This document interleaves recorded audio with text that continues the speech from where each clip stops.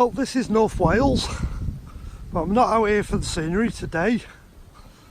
What I'm out here to do is show you my DS808 Autel on this Toyota Yaris hybrid.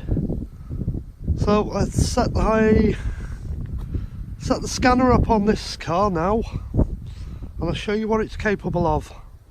This is my personal car.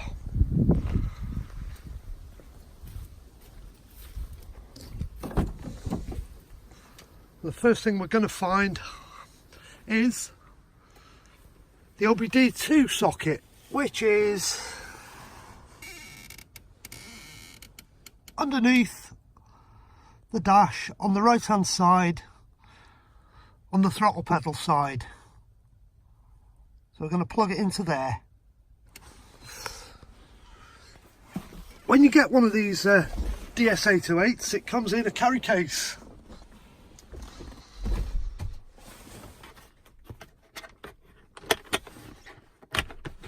It's a really nice chunky carry case. USB lead instruction book, the cable,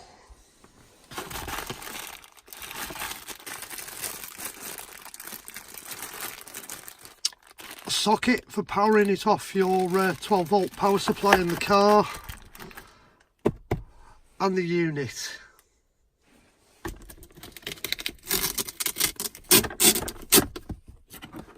And everything is fastened in with Velcro so it can't rattle around. This is the unit. On the top of the unit you've got the power button, OBD2 diagnostic cable goes in here, memory card in here, and USB power cable in here. So let's plug it into the Toyota Yaris hybrid and see what we get.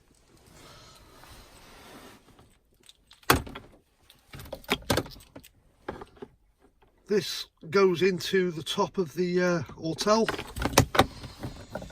and the other end plugs into the OBD2 socket, so I'm going to put that in first. So let's go back underneath the dash.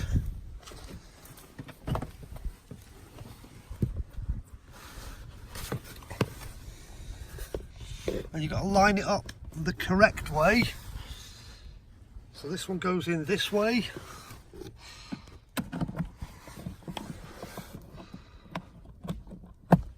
And just slides in. Grab the cable, get back in the car.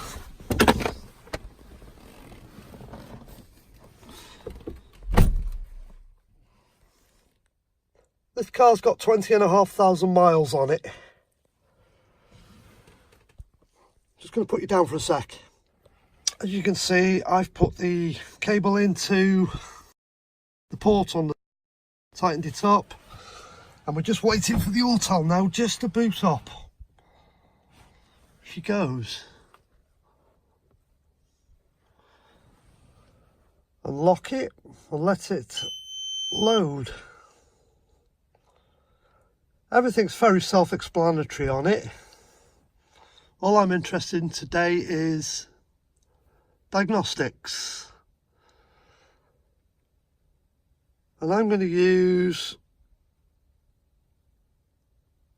VinScan, and I'm going to also detect this car. I'm also going to turn the aircon on because it's getting cold in here.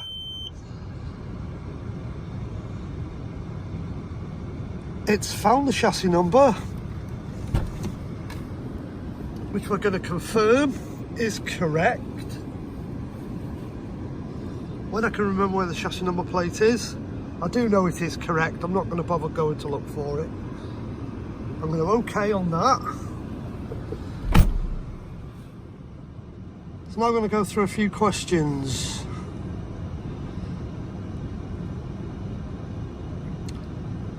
gives you some options. That I do know is my car, and mine's got the smart key. It's now telling me it's a Toyota, it's a HV, it's the correct model code, and with smart key. So we're going to yes on that. A couple of options in here. Vehicle profile gives me exactly what we had earlier on. We have some hot functions, which are all self-explanatory. Programming fuel injectors, setting the steering angles. Never tried this one, but that's not supported on my ECU, so we won't worry about that one. Tyre pressure monitor.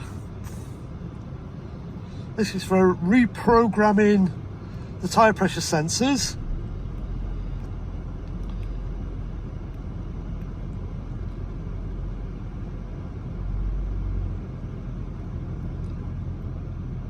It's now trying to talk to the ECU that controls the tyre pressure sensors.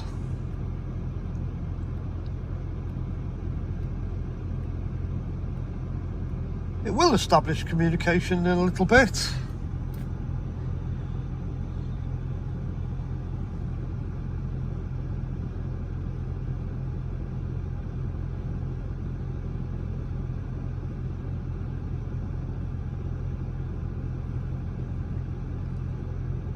I do hope so. There it goes.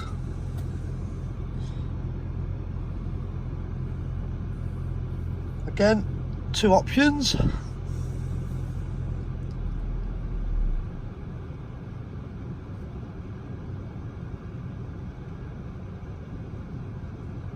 I can see it's talking to the car. As it says there, use this function in case of exchanging tyre pressure monitor in receiver assemblies. I'm not going to do that because there's nothing wrong with mine. Let's try signal check, see what that does. That's used to detect each sensor for malfunctions. Let's try it.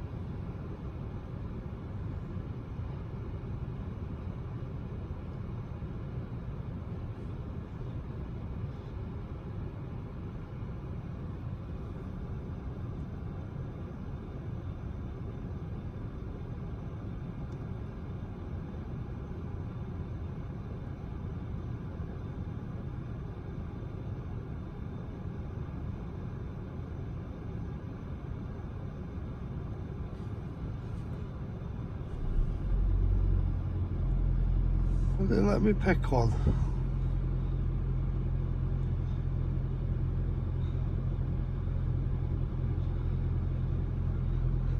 I don't know what all that was about. That needs a little bit more research. I know. Let's do an auto scan and see what we find.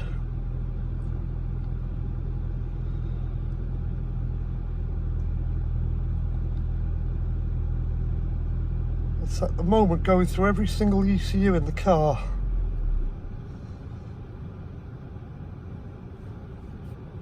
Well, being as we tried the tyre pressure monitor hot system, let's see what's going on. Let's see if we've got any information coming from the tyre pressure monitor.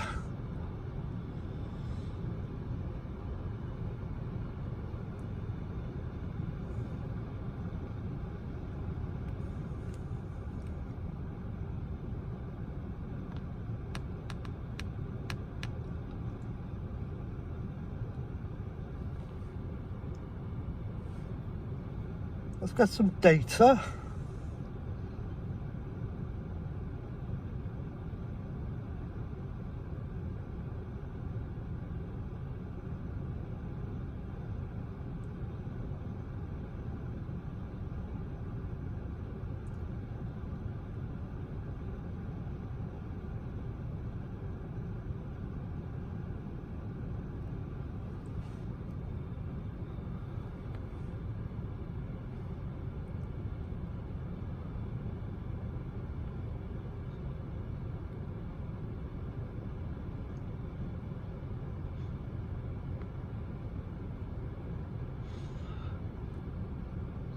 So what it's done there, it's ID'd all of the sensors in each of the wheels.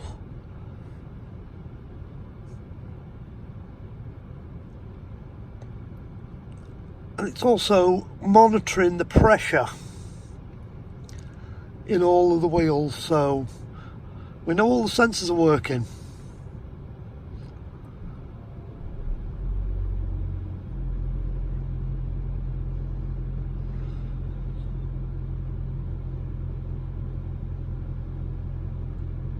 So let's go and have a look at, let's go and have a look in main body.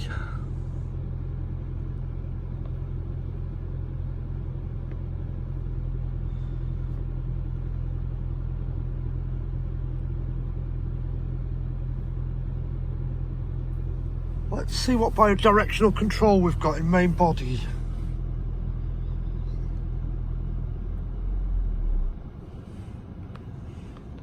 With lots of tests for relays.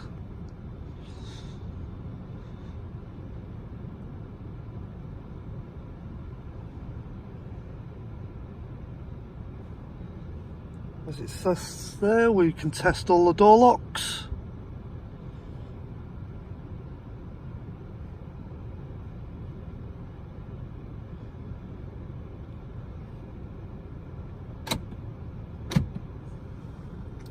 I think you might have heard that. Lock. Let's see what happens on the door handle. So we've got bi-directional control over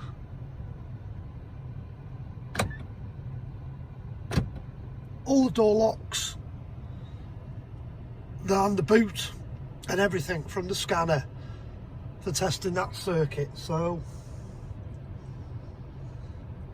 that's a nice one to have if you ever have any function problems with any door locks and you're trying to identify something.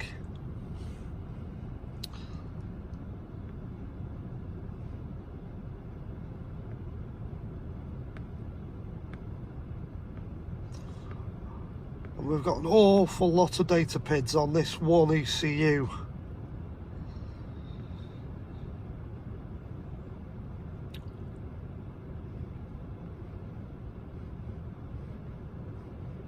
There's a lot of information can be gained when you're trying to diagnose a fault. Let's get out of main body.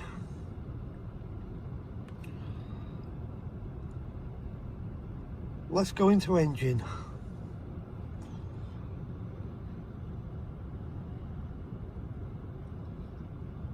See what data we can glean out of the engine ECU.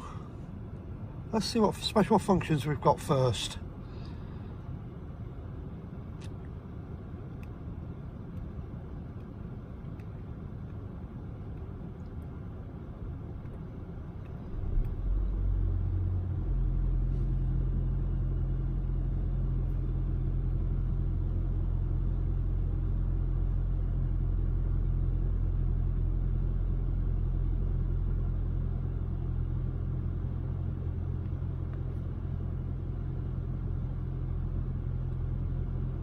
This is for checking when you've had a fault.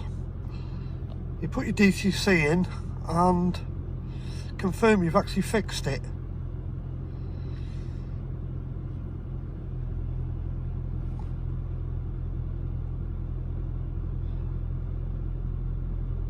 This is for when you've changed an ECM or a PCM when you've replaced an ECU for putting the VIN number back into the appropriate computer you've changed.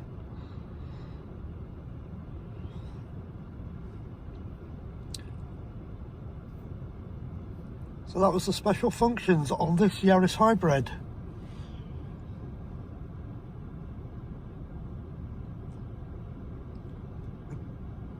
Again, we've got an awful lot of active tests we can do here.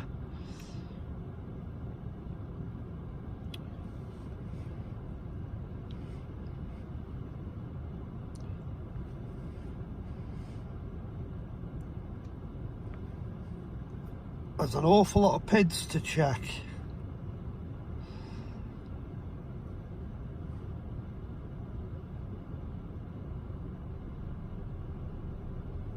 Let's turn the aircon off.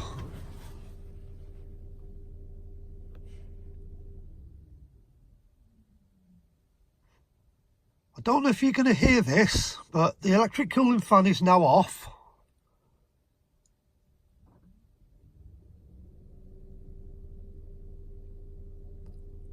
That's now just been turned on, so we know we got control of the fan through the ECU.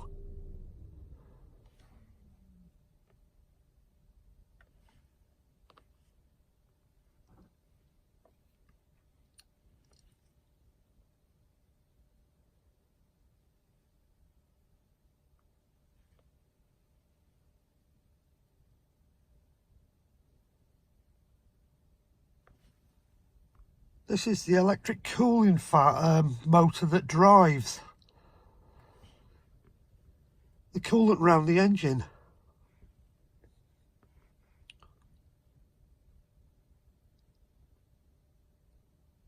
As we can see, we've got no codes on this fan.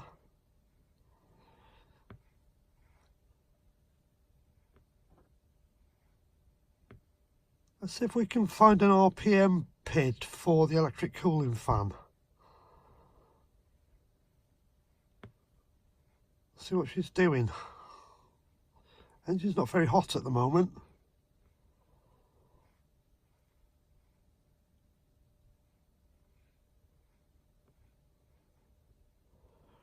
The fan's not running. There's the PID we're looking for. There she goes. I've asked it to run at 3000. The pump's now pumping water around at 3,500 RPM. It's a little bit faster than the target speed, but we're not going to worry about that. So again, that's another function we've got. Again, we've got millions and millions of data PIDs.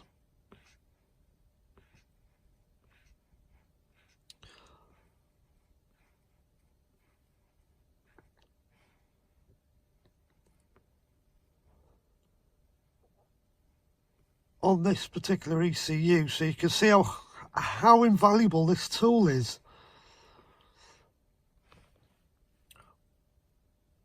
When it comes to monitoring and diagnosing anything on a modern car.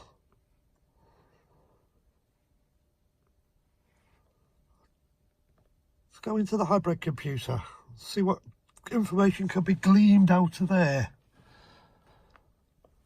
Again, I don't know what active tests we've got.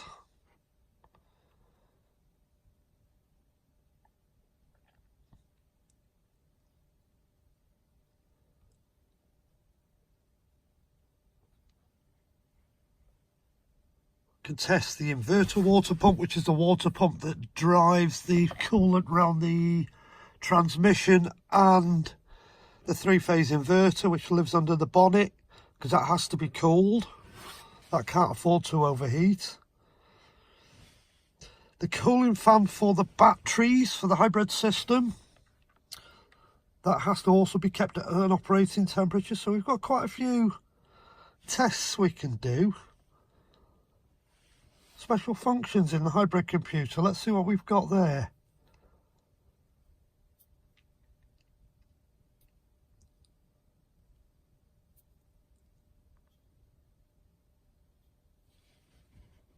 These, I'm assuming, are to do with servicing. That's to do with initialising a new battery, I would think. I'd have to do some research on that one. It's not something I've come across yet. Let's see what data we can glean out of the hybrid battery.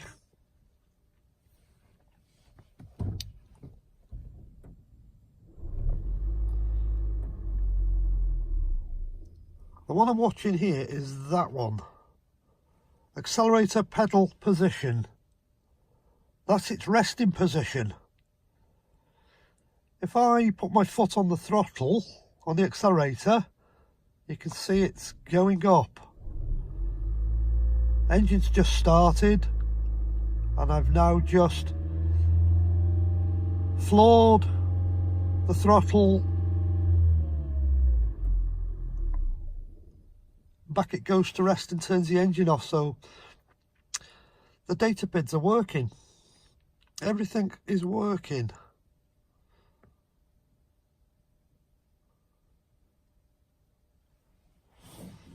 I've just seen one there, air conditioning. Let's see what happens when I turn the aircon on.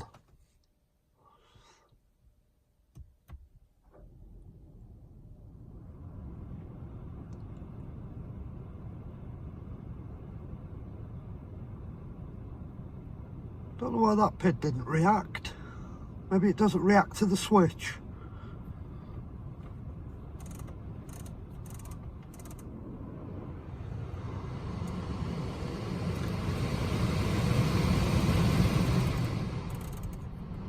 Right, it's just requested air conditioning, but that was requested when I turned the temperature up. Let's turn it back down to 20 degrees. Yes. So that was an interesting PID to watch.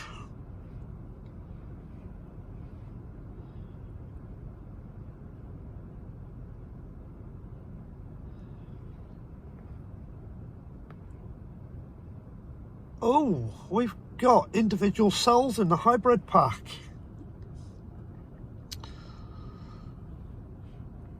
I don't know how many blocks there are actually in my hybrid pack, but it's split it into 10.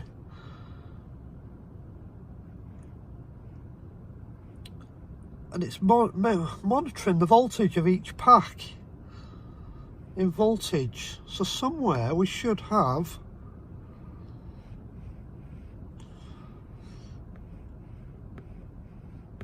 block resistance.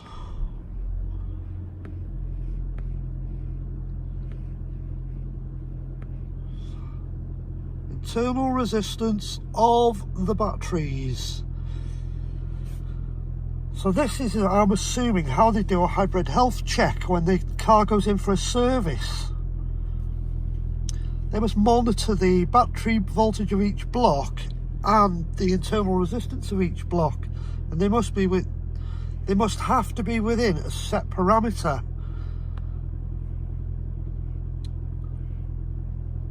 And these are all within 0.001 of an ohm. 0.023, 0.22, 0.23. I don't know what their tolerances are, but as long as they're all within a certain tolerance, I suspect the hybrid pack will always pass its hybrid test.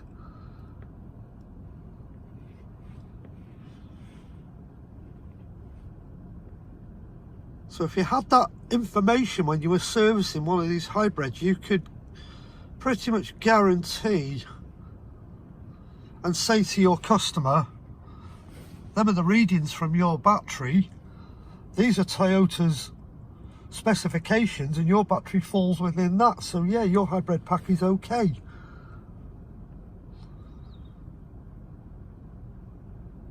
So yeah, we've got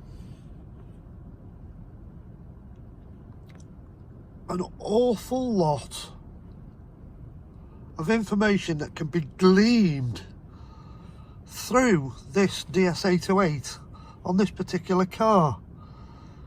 We've had a little look at the Toyota generic side of it. Let's totally come out of it and let's go and have a look at OBD2 and see what information we can glean from OBD2 on this car. And again, I'm going to do an auto scan and just let the scanner do its thing, because that's what it's all about at the end of the day.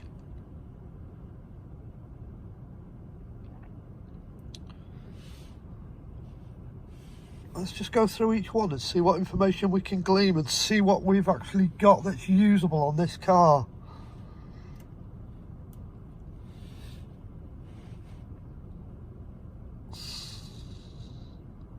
That must be a very fast access just to quickly read any DTCs in the car, and as you can see we've got no fault codes detected, so let's come out of that one. Let's go and have a look at I am readiness. There it goes. See what monitors this car monitors when it's driving. So it monitors for misfires, fuel system, component monitoring, comprehensive. It does the CAT test, oxygen sensors, and it tests EGR. That one's telling me the engine management light is not on, which is the one that tells you you've got a problem on the dash. There's a lot of tests on this particular car it doesn't monitor. So yeah, we've got a lot of information that can even be gleaned out of OBD2. Let's just skip live data for a second. Let's see if that one works. Sorry this video's running quite long, but to show you what the system is capable of, it's going to take a while. So that's done the first of the sensors in the exhaust. As it says there, it's a 4-cylinder, so they always class that as bank 1. Sensor 1, that's the upper sensor in the exhaust. That's telling me that sensor's working correctly. Then it's checking the sensor after the catalytic converters. Again, it's run its monitor tests and said okay. And then it's run the CAT and the EGR tests. It's done its misfire counts for the previous driving cycles, and the last driving cycles come up with nothing. Cylinder number 1, no misfires on the previous driving cycle or for the last or current, so it looks like every single monitor has run and passed. Let's have a look at component test. This is just an example for you on a Toyota hybrid, specifically the Yaris hybrid, but pretty much all the Toyota hybrids are running the same operating system, so it'll give you some ideas. That's a test that's not supported by Toyota on this car. The key is on and the engine is off, and I'm going to make sure it doesn't come on by turning the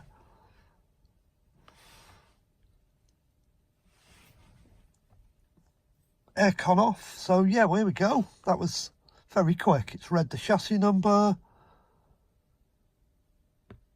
There's a load of calibration information there for different ECUs. So let's escape out of that. Let's go enhanced vehicle information. Let's see what we get out of that one. In use, performance, tracking. Let's have a look.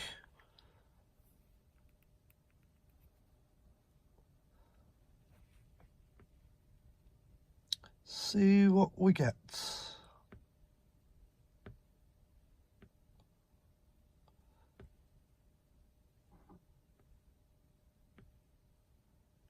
Again, a lot of data PIDs, a lot of information.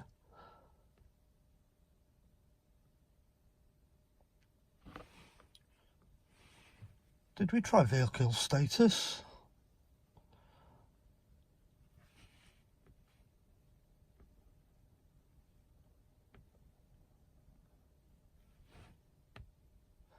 There's a lot of information that can be gleaned even with OBD2 on one of these. I know if you're looking for specific problems, you're going to use the generic information like I showed you at the beginning.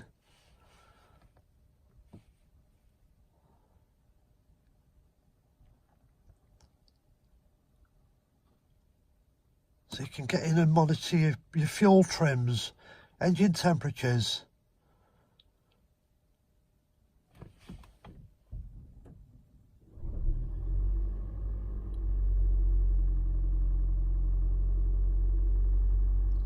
I've just fired the engine up so you can see it's controlling the fuel trims.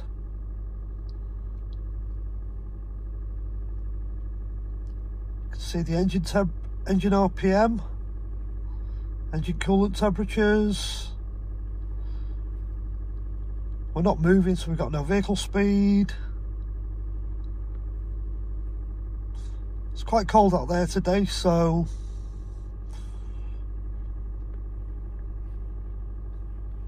that one there is under bonnet temperature, because that's the air intake temperature going into the air filter housing.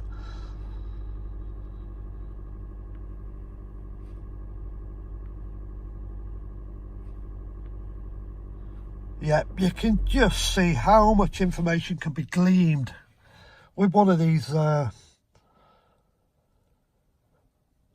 scanners, certainly with this Autel DS808.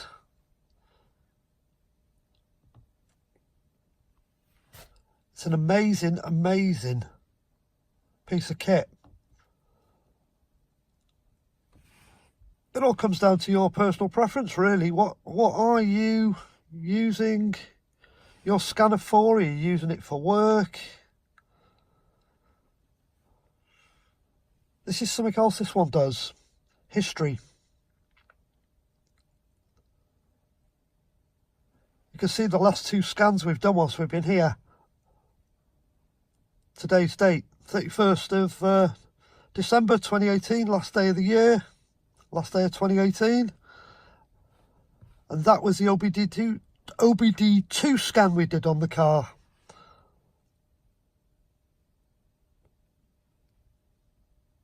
And that was the last time I used the scanner to sort a problem out on a Ford Mondeo diesel. Because I've got other scanners as well, so I don't always use this one. I sometimes use my DS708. It all depends what I've got in the car with me when I go out. But yeah, the scanner is amazing.